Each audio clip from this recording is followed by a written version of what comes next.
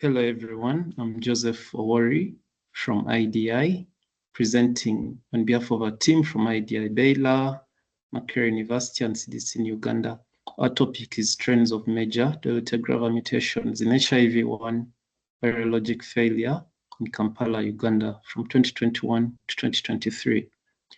Dolutegravir has been widely adopted as a preferred anchor first and second line drug in many low and middle income countries, one of its advantages being a high genetic barrier to resistance.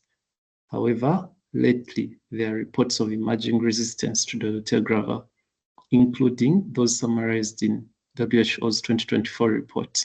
It is therefore crucial at this time to monitor for trends and types of mutations that are emerging with the widespread use of Dolutegravir. In this study, we abstracted data from Uganda's centralized national drug resistance database, and we included all the 41 reporting facilities in Kampala district, which is Uganda's capital city, and has a prevalence for HIV of 7.4%.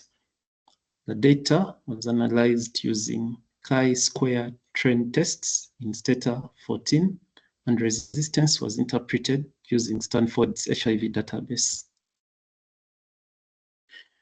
We found 1,283 samples had amplified out of 2,038, and these were all included in the analysis. Median age was 28, and 59% were female. Proportions of people with HIV in virologic failure who were on a Dolutegravir-based regimen increased from 12.4% to 67% by 2023. In spite of this, there was no change in the occurrence of non-integrase mutations. However, there was a significant increase in mutations associated with resistance to Dolutegravir from 3.7% to 20.8%. And interestingly, among these, more than half had a predicted high level resistance.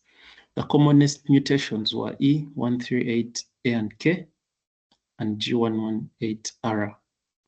And the trends increased similarly amongst children and adults.